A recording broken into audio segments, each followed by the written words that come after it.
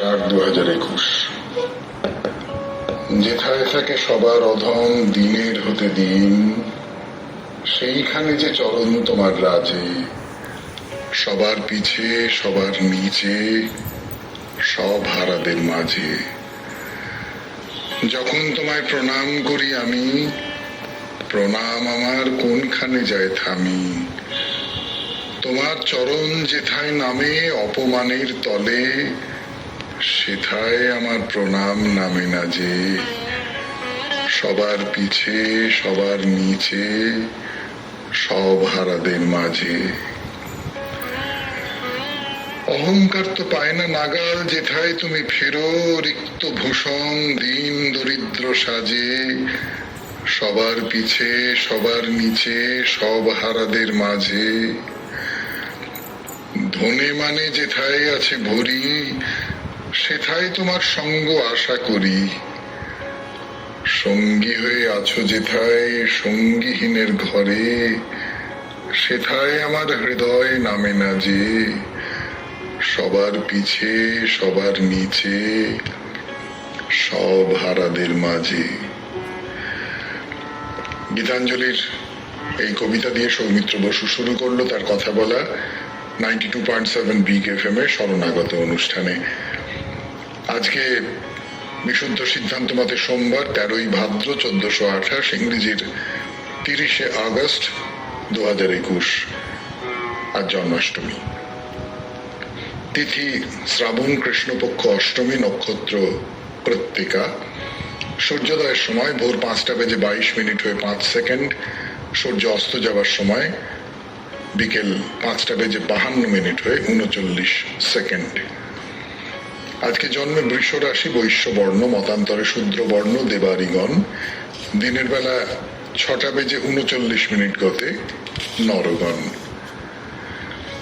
ত্রিকালদর্শী শ্রী লোকনাথ ব্রহ্মচারীর আবির্ভাব তিথি আজকে।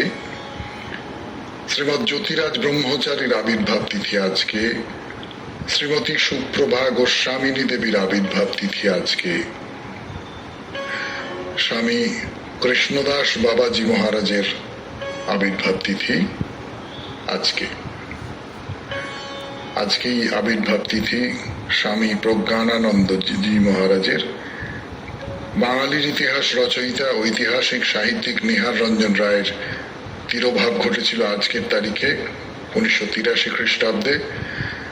প্রখ্যাত ভাষাবিদ হরিনাথ দে মহাশয়, তার কথা আমরা বলেছিলাম হে মহাজীবনে। সেই হরিনাথ দে মহাশয়ের তিরোভাব ঘটেছিল আজকের তারিখে 1911 খ্রিস্টাব্দে। শ্রীমৎ স্বামী সর্বানন্দ ভক্তাবধূত মহারাজের তিরোভাব তিথি আজকে। সর্বোপরি যে কথা বলছিলাম আপনাদের, আজকে জন্মাষ্টমী। 1877 খ্রিস্টাব্দে আজকের তারিখে দেহত্যাগ করেন কবি তরু দত্ত। 1569 খ্রিস্টাব্দে আজকের তারিখে মুঘল সম্রাট জাহাঙ্গীর জন্মগ্রহণ করেন। শহীদ কানাইলাল দত্ত জন্মগ্রহণ করেন 1888 খ্রিস্টাব্দে আজকের তারিখে।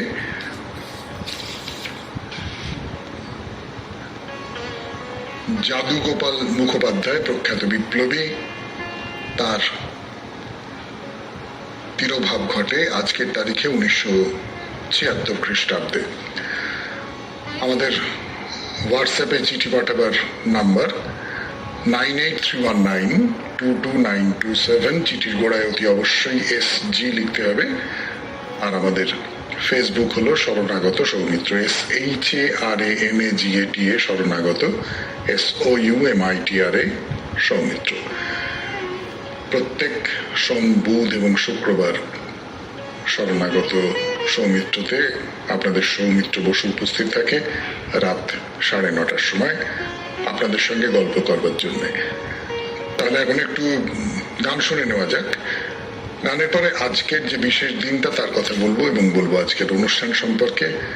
শুনছেন শরণাগত 92.7 বিগ FM এ। আমি আপনাদের সৌমিত্র বসু। শরণাগত শুনছেন 92.7 বিগ FM এ। আমি আপনাদের সৌমিত্র বসু বলছি আজকের দিনটার যে বিশেষত্ব তার কথা। আচ্ছা, সত্যজিৎ রায়ের জন অরণ্য ছবিটার কথা মনে আছে? আদর্শবাদী বাবার ছেলে কোথাও কোনো চাকরি পাচ্ছে না, শেষে অর্ডার সাপ্লায়ারের ব্যবসা ধরলো। না, ছবিটা নিয়ে আমি কোনো কথা বলতে বসিনি, আমি শুধু সেই ছবিতে উৎপল দত্তের কথাগুলো মনে করছি। হুবহু বলতে পারবো না, কিন্তু কথাটা এইরকম যে হ্যাঁ, তুমি বামুনের ছেলে, রাস্তায় দাঁড়িয়ে ভিক্ষে করতে পারো কিন্তু ফুটপাতে বসে ব্যবসা করতে পারো না তো। দেখুন, প্রফুল্লচন্দ্র রায় থেকে বহু মানুষ বাঙালির ছেলেকে স্বাধীন ব্যবসার দিকে টেনে আনতে চেয়েছেন, পারেননি। না, এখন অবশ্য অবস্থাটা বদলাচ্ছে, বাঙালির ছেলে এখন ছোট পুঁজি নিয়ে নানান রকম ব্যবসা শুরু করেছে। বলা যেতে পারে পরমুখাপেক্ষী না থেকে স্বাধীন হচ্ছে, তারা স্বাবলম্বী হচ্ছে, ঝুঁকি নিতে শিখছে। হ্যাঁ, স্বাধীন বা স্বাবলম্বী হবার আনন্দ যেমন আছে, আঘাতও আছে, সবটা মিলিয়েই ব্যবসা নিয়ে আগের আড়ষ্টতা কাটিয়ে উঠতে পারছে আমাদের ছেলে মেয়েরা। আজ স্মল ইন্ডাস্ট্রি ডে, ক্ষুদ্র শিল্প দিবস, তাই এই কথাগুলো বলা। এবারে বলি আজকের অনুষ্ঠান সূচি। প্রথমে তো পুরাণ চিরন্তন। না, আজকে অশ্বত্থামার কথা নয়, আজকে শ্রীকৃষ্ণের কথা। কিন্তু না, শ্রীকৃষ্ণের জন্মের কথাও নয়, শ্রীকৃষ্ণের অন্য কথা।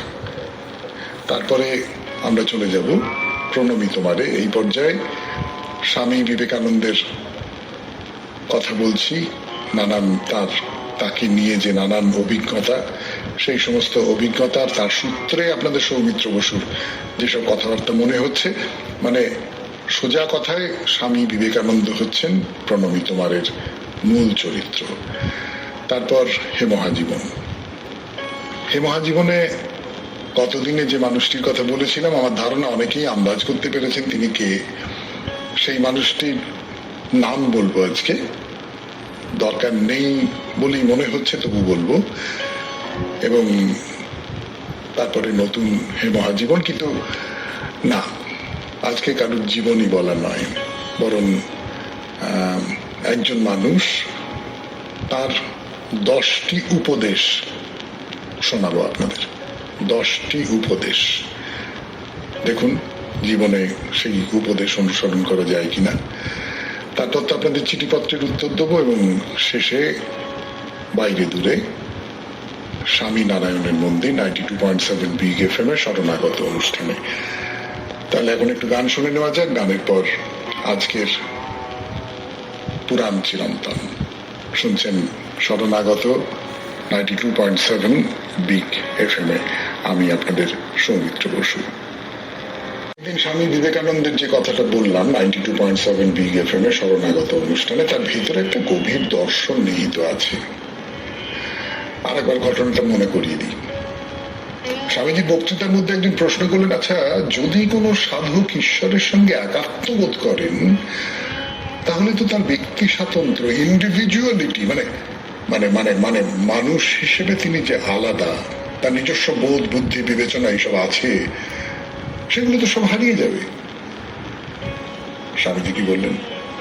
আরে তোমরা তো নিজের পরিচয়টাই জানো না, তার আবার ব্যক্তি স্বাতন্ত্র্য কি?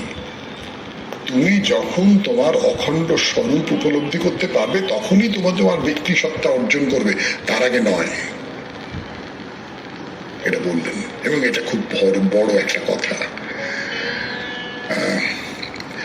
কেন বড় কথা সেটা বলা মুশকিল, 2-4টে বাক্যে আমি একটু বুঝিয়ে দেবার চেষ্টা করব, কিন্তু তার আগে একটু মনে মনে গুছিয়ে নিই। আপনারা একটু গান শুনুন 92.7 বিগ FM এর শরণাগত অনুষ্ঠানে। অখণ্ডের সঙ্গে যোগাযোগ তৈরি করা, ইন্ডিভিজুয়ালিটির কথাটা তারপরে, অখণ্ড স্বরূপটা আগে উপলব্ধি করতে হবে। 92.7 বিগ FM এর শরণাগত অনুষ্ঠানে এবারে তাই নিয়ে কথা বলি, আমি আমার মতন করে বলি। ধরুন, মানুষ কি, তার কাজ কি, অন্য যে কোনো প্রাণীর সঙ্গে তার তফাৎ কি, এবং এবং এই পৃথিবীতে তার কি প্রয়োজন, কেন এসেছে সেই পৃথিবীতে, ঈশ্বরের সঙ্গে আমাদের সম্পর্কটা কি, বঙ্কিমচন্দ্র সেই ভাবনা মনে পড়ে, এ জীবন লইয়া কি করিব, এই জীবন লইয়া কি করিবে, আমরা তো এত সব ভাবি না, না ভেবেই জীবনটা কাটিয়ে দিই। তাই আমি তো নিজেকে চিনি না, না চিনলে কি করে ব্যক্তি স্বাতন্ত্র গড়ে উঠতে পারে? স্বামীজি আর একটা কথা বলেছেন, তিনি বলছেন যে তোমাদের মুখে শুনে আসছে প্রকৃতির সঙ্গে সামঞ্জস্য করেই মানুষকে চলতে হবে। এটা ভুল কথা। আজ পর্যন্ত পৃথিবীর যত উন্নতি প্রকৃতিকে জয় করেই সেটা সম্ভব হয়েছে।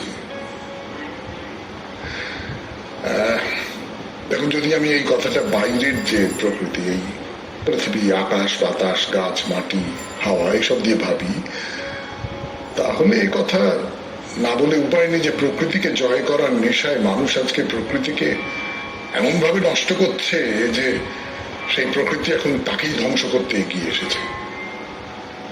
এখন এই পৃথিবীর হাওয়ায় বিষ, জলে বিষ, মাটিতে বিষ, সর্বত্র বিষ। কিন্তু যদি প্রকৃতি বলতে মানব প্রকৃতিকে বুঝি, মানুষ নিজের যে প্রকৃতি, যে যে যে স্বভাব, তার শরীরের চাহিদা, তাকে বারবার পার হয়ে যেতে পেরেছে বলেই তো সে এত দূরে আসতে পেরেছে। সভ্যতা যাকে বলি, সেই সভ্যতার ইতিহাসটা আসলে মানুষের নিজের প্রবৃত্তি বা প্রকৃতিকে জয় করার ইতিহাস। এই দেখুন, উল্টো পাল্টা কত কথা বলে ফেললাম। এবার স্বামীজির কথায় ফিরে আসি। স্বামীজি বক্তৃতার শেষে খুব বলতেন, প্রশ্ন করো, প্রশ্ন করো, আমাকে প্রশ্ন করো। প্রশ্ন করা তো খুব ভালো, আমরা করি না। আসলে নিজের জ্ঞানের সীমাবদ্ধতা ধরা পড়ে যাওয়ার ভয়ে আমরা প্রশ্ন করতে সাহস পাই না। কিন্তু প্রশ্ন না করলে তো কথাটা সেই পর্যন্ত আটকে গেল, আর এগোতে পারলো না। আর অনেক কিছু জানবার ছিল, জানা হলো না। যিনি বলছেন তার জানানো হলো না। তাই স্বামীজি বলতেন, আপনারা যত খুশি প্রশ্ন করে যান, প্রশ্ন যত বেশি হয় ততই মঙ্গল। সেসব প্রশ্ন নিয়ে কথা বলবার জন্যই তো আমার এখানে আসা। এটা আর একটা কারণ ছিল। ভারতীয় ধর্মের লোকেরা বলেন, এই যে বেদান্ত, এর শেখবার যোগ্যতা সবাইকার থাকে না, কাজে সবাইকে এসব শেখানোর দরকার নেই। কিন্তু স্বামীজি কথা মানতেন না। সবাই পড়বে, সবাই জানবে। বলতেন, একটা শিশুকেও আমি বেদান্ত শিখিয়ে দিতে পারি। এই কথাটা বলতে পারেন কে? যার কাছে বেদান্তের মতো কঠিন বিষয় একেবারে জলের মতো সহজ হয়ে আছে, তিনি তো পারেন। স্বামীজি সহজ করে বুঝেছিলেন, তাই সহজ করেই বোঝাতে পারতেন বেদান্ত। 92.7 বিগ FM এ শরণাগত অনুষ্ঠান শুনছেন। আমি আপনাদের সৌমিত্র বসু। গানের পর আবার মুখোমুখি হব। যে পর্বে গতদিনে যে মানুষটির কথা বলেছিলাম, আজকে তার সঙ্গে পরিচয় করিয়ে দেবো আপনাদের। তাকে দেখতে পাবেন, তার নাম জানতে পারবেন। কে তিনি? 92.7 বিগ FM এ শরণাগত অনুষ্ঠানে শুনছেন তার কথা। আমাদের মনের মধ্যে কত জট বলুন তো, কত সংস্কার, কত সচেতনতা। এটা করা উচিত নয়, লোকে কি বলবে, ওটা তো করতেই হবে, তা না হলে মান থাকে না। এই সব আপনাকে একেবারে 7,000 পাকে জড়িয়ে রেখেছে। কিন্তু যদি এখান থেকে বেরিয়ে পড়া যায়, যদি শিশু হয়ে ওঠা যায়, কিংবা সেই যে কদিন আগে বলছিলাম না, যা ইচ্ছে তাই এর জগতে চলে যাওয়া যায়, না আমরা পারি না। সেই মানুষটা পেরেছিলেন, আমাদের গতদিনের সেই মহাজীবন। এই সহজ মানুষটি জীবনের জটিলতাকে বুঝতেন না তা নয়, কিন্তু জটিলতাকে প্রত্যাখ্যান করেছিলেন। এই এক আশ্চর্য মানুষ। তার রচিত সাহিত্যের মধ্যেও এই সহজতার আনন্দ, কথা বলতে পারার আনন্দ। মানুষটির নাম শিবরাম চক্রবর্তী। তার জন্ম হয়েছিল 13ই ডিসেম্বর 1903 খ্রিস্টাব্দে। তিনি প্রয়াত হন ওই আগের দিন, শনিবারের তারিখে 28শে আগস্ট 1900। আসে।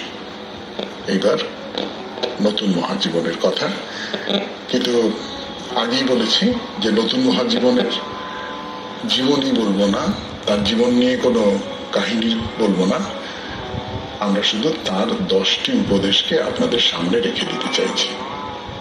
শুনছেন শরণাগত 92.7 BFM এ, আমি আপনাদের সৌমিত্র বসু। জীবনের বলা কয়েকটি বাণী আপনাদের সামনে রাখবো। দেখুন তো কার বাণী চিনতে পারেন কিনা, তবে ঘাবড়াবেন না, এইসব বাণী আমাদের এত চেনা জানা, খুঁজে বার করতে কোনো চেষ্টাই করতে হবে না বলেই আমার বিশ্বাস। তাহলে বাণীগুলো শোনাই আপনাদের। প্রথম বাণী: যাহারা আমার নিকট আসিয়া আমার আশ্রয় গ্রহণ করে, তাহাদের দুঃখে আমার হৃদয় আর্দ্র হয়। এই আর্দ্রতাই আমার দয়া, ইহাই আমার শক্তি, যা তাহাদের উপর প্রসারিত হয় এবং তাহাদের দুঃখ দূর হয়। আর একটা কথা, অন্ধকার ঘরে থাকিলে তোকে যদি কেউ জিজ্ঞাসা করে তুই কে, তুই বলিস আমি। আমাকে যদি কেউ জিজ্ঞাসা করে আমিও বলি আমি। নামে নামে এত মিত্রতা হয়, আর আমিতে আমিতে কি কোনো মিত্রতা হইতে পারে না? কি ভালো কথা, নামে নামে এত মিত্রতা, আমিতে আমিতে কোনো মিত্রতা হতে পারে না। আপনার আমি আর আমার আমিতে কোনো মিত্রতা হবে না। আর একটা কথা হলো, সত্যের মতো পবিত্র আর কিছুই নেই। সত্যই স্বর্গগমনের একমাত্র সোপান ও স্বরূপ, সন্দেহ নেই। পরেরটা: যে ব্যক্তি সকলের সহিত আর যিনি কায় মনোবাক্যে সকলের কল্যাণ সাধন করেন, তিনি যথার্থ জ্ঞানী। জ্ঞানী বলতে আজকাল অন্যরকম সব বোঝায়, কে কত কিছু জানে, কত তথ্য আছে তার কাছে, কে কত কায়দা করে বিশ্লেষণ করতে পারে। কিন্তু এই মানুষটি কত সহজে বলেছেন, জ্ঞানী কাকে বলবে? যিনি সকলের কল্যাণ সাধন করতে চান এবং সকলের বন্ধু, তিনি জ্ঞানী। পরেরটা: অর্থ উপার্জন করা, তা রক্ষা করা, তা ব্যয় করার সময় বিষম দুঃখ বোধ করতে হয়, ভোগ করতে হয়। অর্থ সকল অবস্থাতেই মানুষকে কষ্ট দেয়, তাই অর্থ ব্যয় হলে বা চুরি হলে তার জন্য চিন্তা করে কোনো লাভই হয় না। এটা আমাদের মতো সংসারী মানুষদের পক্ষে মানা খুব শক্ত, কিন্তু এটাও তো ঘটনা যে অর্থ সত্যি সত্যি বিষম দুঃখের কারণ হয় অনেক সময়। আপাত চোখে হয়তো খানিকটা ভালো লাগলো, তারপরে খুব দুঃখের ব্যাপার তৈরি হতে পারে। গর্জন করবি কিন্তু আহাম্মক হবি না, ক্রোধ করবি কিন্তু ক্রোধান্ধ হবি না। অর্থাৎ ঠাকুর শ্রী রামকৃষ্ণ পরমহংসদেব যেমন বলেছিলেন যে ফোঁস করবি, কামড়াবি না, কিন্তু ফোঁসটা তো করতেই হবে। যে ব্যক্তি কৃতজ্ঞ, ধার্মিক, সত্যাচারী, উদার চিত্ত, ভক্তিপরায়ণ, জিতেন্দ্রীয়, মর্যাদা রক্ষা করতে জানে, আর কখনো আপন সন্তানকে পরিত্যাগ করেন না, এমন ব্যক্তির সঙ্গেই বন্ধুত্ব করবি। এইটা জানবার পর আমাদের পাশের বাড়ির একজন ছিলেন, তিনি এ বাড়িতে চলে আসেন। যথার্থ বন্ধু কার হওয়া উচিত? পরের বাণী: আমিও তোদের মতো খাই দাই, মলমূত্র ত্যাগ করি, আমাকেও তোদের মতো একজন ভেবে নিস। আমাকে তোরা শরীর ভেবে ভেবেই সব মাটি করলি। আমি যে কে তার কাকে বুঝাবো? সবাই তো ছোট ছোট চাওয়া নিয়েই ভুলে রয়েছে। আমার প্রকৃত আমি কে? হ্যাঁ, আমরা যারা চাই কারোর কাছে কিছু, খুব ছোট্ট ছোট্ট জিনিস চাই, কিন্তু সত্যি সত্যি সে যে বলেছিল না, যা নিয়ে আমি অমৃত হতে পারবো না তা নিয়ে আমি কি করবো, সেই ব্যাপার আর কি। ধার্মিক হতে চাইলে প্রতিদিন রাত্রে শোবার সময় সারাদিনের কাজের হিসাব নিকাশ করবি, অর্থাৎ ভালো কাজ কি করেছিস এবং মন্দ কাজ কি করেছিস সেটা ভেবে মন্দ কাজ যাতে আর না করতে হয় তার জন্য দৃঢ় প্রতিজ্ঞ হবি। হ্যাঁ, কিন্তু মন্দ কাজ না করে তো উপায় থাকে না। অনেক সময় উপায় থাকে না। ভালো মন্দের তফাৎটাই বা কিরকম হবে সেটাও সবসময় বুঝতে পারা যায় না। যারা ধর্ম নেই মনে করে সাধুগণকে উপহাস করে তারা নিঃসন্দেহে বিনাশ প্রাপ্ত হয়। এই কথাগুলি লোকনাথ ব্রহ্মচারীর কথা আমরা পড়লাম, পড়ে শোনালাম, যে অগণিত মানুষ এই শরণাগত শোনেন, তাদের যদি কোথাও কোনো কাজে লাগে। শেষ হলো শরণাগতের হে মহাজীবন এই পর্ব। এরপর 92.7 বিগ এফএম এ শরণাগত অনুষ্ঠানে আপনারা আপনাদের চিঠিপত্রের উত্তর শুনবেন। পড়ে শোনাবো আমি, আপনাদের সৌমিত্র বসু। আপনাদের সৌমিত্র বসু ফিরে এলো চিঠিপত্র পড়বার জন্য 92.7 বিগ এফএম এ শরণাগত অনুষ্ঠানে। অপরাজেয় মানুষ হিরোশিমা নাগাসাকিতে বোমা ফেলা মানুষ জাতির নিষ্ঠুরতা বর্বরতা প্রমাণ করে জাপান আবার ঘুরে দাঁড়িয়েছে, উন্নত দেশ হিসেবে নিজেদের প্রতিষ্ঠা করেছে। আমার শ্বশুর মহাশয় কেরানি জীবন যুদ্ধে জয়ী মানুষ মনে করি। পূর্ব পাকিস্তান ছিল ওপার বাংলা, যদিও উনি কলকাতার মিত্র ইনস্টিটিউশনে পড়াশুনো করেছেন, কিন্তু চাকরি করতেন কুষ্টিয়া হাই স্কুলে। সেখানে আমার শাশুড়ি মায়ের বাড়ি ছিল। খুব অল্প বয়সে মা মারা যান। 3 ছোট ছোট ছেলে মেয়েকে রেখে সে সময় যৌথ পরিবার যদুবয়রা গ্রামে জ্যাঠা ভালোবাসতেন, কিন্তু বড় মা, মেজমা, কাকিমা অতটা নয়। বাবা যাযাবরের মতো ঘুরে বেরিয়েছেন। শেষে মামা বাড়িতে রেখেছেন। ওরা হাওড়াতে ছোট 1.5 বৎসর দিদা মানুষ করেছেন। বাবা অত ভালোবাসতেন যে আর বিয়ে করেননি। সুদর্শন ছিলেন। কলকাতাতে চাকরি নিলেন ওপার বাংলা থেকে এসে। কোনদিন আধপেটা খেয়ে স্কুল করেছেন, টিউশনি করেছেন। খুব জনপ্রিয় ছিলেন। ছাত্রদের বাড়িতে উনি যত্ন পেতেন। ছেলেদের উচ্চ শিক্ষা দিয়েছেন। চরিত্রবান দয়ালু মানুষ বলে সকলে সমমান করতেন। আমি বাবাকে অপরাজেয় মানি। জীবনযুদ্ধে জয়ী, কত ঘাত প্রতিঘাত সত্ত্বেও হেরে যাননি। লিখেছেন রিয়ান্স মজুমদার, আসানসোল থেকে। পরের চিঠি। দাদা, আপনাকে ধন্যবাদ দিয়ে ছোট করব না। আপনার সাথে 1.5 দিন পুরী বেড়ানো জীবনেও ভুলব না। সেটা অনেক দিনের কথা হয়ে গেল। নীলাচলে সমুদ্র সৈকতে বসে নীলাচলের মানে ও তার বর্ণনা এক কথায় অনবদ্য। তারপর আপনার সাথে মন্দিরে বসে কত গল্প শুনলাম মন্দিরকে কেন্দ্র করে। শুনতে শুনতে গায়ে কাঁটা দিচ্ছিল। আমি যেন সেই সময়ে চলে গিয়েছিলাম। আপনি আমার প্রণাম নেবেন এত সুন্দর করে বেড়াতে নিয়ে যাবার জন্য। কিন্তু আজকে যদি জগন্নাথ দেবের গান বা শ্রীকৃষ্ণ কীর্তন শুনতে পেতাম ভালো লাগা দ্বিগুণ হতো। আমি অবশ্য জানি না জগন্নাথ দেবের গান আছে কিনা। আজকে দুর্গা স্তোত্র ও তার ব্যাখ্যা আর মাঝে ঢাকের বাজনা এক লহমায় মায়ের আশার কথা মনে করিয়ে দিল। রাই, তুমি আমার অনেক অনেক ভালোবাসা নিও। দাদা এত সুন্দর পুরী বেড়াতে নিয়ে যাওয়ার জন্য ধন্যবাদ দেব না, প্রণাম ও ভালোবাসা জানাই। রুবি সাধু, বাঁশবেড়িয়া, হুগলি থেকে। যাক, পুরী বেড়ানো আপনার ভালো লেগেছে, এটা আমাদের সবাইকার খুব ভালো লাগার খবর।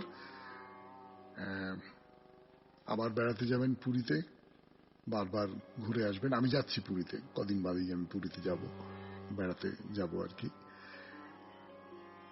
এর পর গানের পর 90 FM এ শরণাগত অনুষ্ঠানে,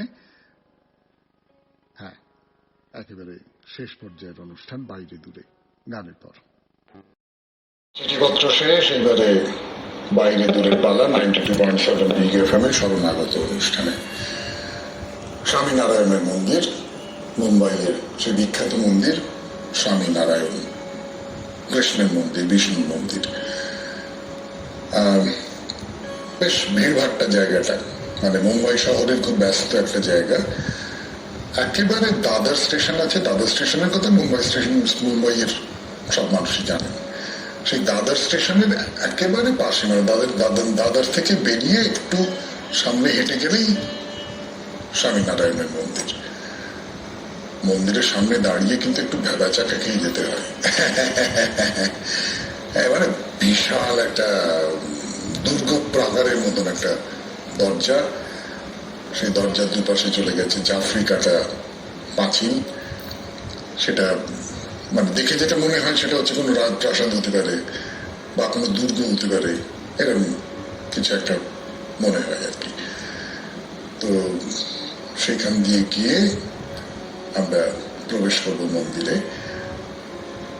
বাইরে থেকেই দেখতে পাচ্ছি মন্দিরের চূড়া, কিন্তু ভেতরে প্রবেশ করি, দেখি কি হয়।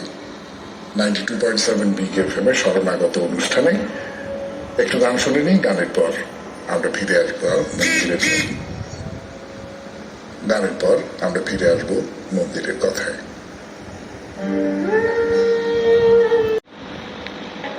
যেটা বলছিলাম আপনাদের 92.7 বিগ এফএম এর শরণাগত অনুষ্ঠানে বাইরে দূরে পর্যায়ে যে মন্দিরের বাইরে যে দরজাটা আছে, যাকে বলা যেতে পারে তোরণ, তার পেছন থেকে দেখা যাচ্ছে মন্দিরের চূড়ো। পাশাপাশি দুটো চূড়া আছে এবং এই দুটো চূড়ায় যে কত রকমের কাজ করা আছে, সত্যি কথা বলতে কি প্রাচীন মন্দিরের গড়নে এমন একটা ছাপ থাকে আর সূক্ষ্ম সব কারুকার্য থাকে না, এই মন্দিরেও ঠিক তাই না। এই মন্দির খুব বেশি প্রাচীন নয়, তা তো আপনারা শুনেছেন, কিন্তু আধুনিক কালের স্থাপত্য শিল্পীরাও যে কি চমৎকার কাজ করতে পারেন তার একটা নিদর্শন এই মন্দিরটা দেখলে বুঝতে পারা যাবে। চলুন এগিয়ে চলুন, ঢুকে পড়ুন মন্দিরের ভেতরে। এই যে বিশাল ঘরটা দেখছেন, এটা হলো সভা মণ্ডপ। মন্দিরে ঢুকে প্রথম আপনি দর্শনার্থীদের জন্য তৈরি এই ঘরে এসে পৌঁছলেন। এর মাথাটা গম্বুজের মতো গোল হয়ে গেছে, তাতে ছবি আঁকা আছে, কৃষ্ণ লীলার ছবি। তার দুপাশে দুজন দেবতার মূর্তি, ছোট মন্দির তৈরি করা। বাঁদিকে আছেন গণেশজি, সাদা পাথরের তৈরি। তার দুপাশে দুই নারী, আপনারা বুঝতেই পারছেন কে ওই দুই নারী, ঋদ্ধি আর সিদ্ধি। তাকে বা তাদের দেখতে হবে কিন্তু তারের জালের ভেতর দিয়ে, সরাসরি সামনাসামনি দেখতে পাবেন না। আর ওই যে সভামণ্ডপ, তার ডান দিকে রয়েছেন হনুমানজি। তাকে একেবারে জালটাল নয়, রীতিমতো লোহার গ্রিল দিয়ে ঘিরে রাখা হয়েছে। মাথায় মুকুট, হাতে গদা, খাড়া দাঁড়িয়ে আছেন পবনপুত্র। এই মন্দিরের যেটা বৈশিষ্ট্য, মন্দির প্রতিষ্ঠার সঙ্গে যুক্ত ছিলেন যারা কোনো না কোনো ভাবে, তারা সরাসরি দেবতা নন, মানুষ। তাদের মূর্তিও রাখা আছে এখানে, তাদেরও অর্চনা করা হয়। সভা মণ্ডপকে ঘিরে তাদের মূর্তি, দেবতাদের, গুরুদের। পূর্বদিকে যে ছোট ছোট মন্দির আছে সেখানেও দেখুন আছেন হরিকৃষ্ণ মহারাজ, গোলক বিহারী আর শ্রী রাধিকা। মাঝখানের মন্দিরে আছেন ঘনশ্যাম মহারাজ, নারায়ণ এবং লক্ষ্মী। আর পশ্চিমের মন্দিরে আছেন দেবতারা। যে সভা মণ্ডপের কথা বলছিলাম, মন্দিরে দেবতা দর্শন করতে এলে আগে সেখানে আসতে হয়, যার মাথার উপরে কৃষ্ণলীলার ছবি আঁকা আছে। সেই গম্বুজটাকে আবার ধরে রেখেছে 54টা কারুকাজ করা থাম। চমৎকার লাগে দেখতে, খুব ভালো লাগে। তবে একটা কথা বলে রাখি, এখানে যে কেবলমাত্র পুজো আচ্ছা ধর্মানুষ্ঠানিক হয় এমনটা কিন্তু নয়। ধর্ম নিয়েই কিন্তু নানান রকম সব আলোচনা সভার ব্যবস্থা আছে এখানে। দোতলা একটা বেশ বড় প্রেক্ষাগৃহ আছে, সেখানে হয় এসব ধর্ম বিষয়ক আলাপ আলোচনা, আচার বিচার। এবারে বলে কি কি ধরনের উৎসব হয় এই স্বামীনারায়ণ মন্দিরে। এখন তো সব অনলাইনে, উৎসব সব অনলাইন। রামনবমী হয়, স্বামীনারায়ণ জয়ন্তী হয়, জন্মাষ্টমী হয়, বামন জয়ন্তী হয়। মানে ভগবান বিষ্ণু যে শুভ দিনে বামন অবতার হয়ে মহাবলীকে বধ করবার জন্য আবির্ভূত হয়েছিলেন, সেই উপলক্ষে একটা উৎসব হয়। হিসেব মতো এই ঘটনাটা ঘটেছিল নাকি গতকালের তিথিতে। গতকাল একেবারে অনুষ্ঠানের শুরুতে যা পড়েছিলাম 15 তারিখ সেই তিথিতে, কিন্তু না, এবার শরণাগত শেষ করতে হবে। 92.7 বিগ FM এ শরণাগত থেকে বিদায় নেবার আগে মনে করিয়ে দিই আমাদের হোয়াটসঅ্যাপে চিঠি পাঠাবার নাম্বার 9831922927, চিঠির গোড়ায় SG, আর আমাদের ফেসবুক শরণাগত সৌমিত্র, SHARANAGATA শরণাগত, SOUMITRA সৌমিত্র। তাহলে আজকের মতো বিদায়, আবার কাল ভোরবেলা 92.7 বিগ FM এ শরণাগত অনুষ্ঠান। নমস্কার। 2021 যেথায় থাকে সবার অধম দিনের হতে দিন, সেইখানে যে চরণ তোমার রাজে, সবার পিছে সবার নিচে সব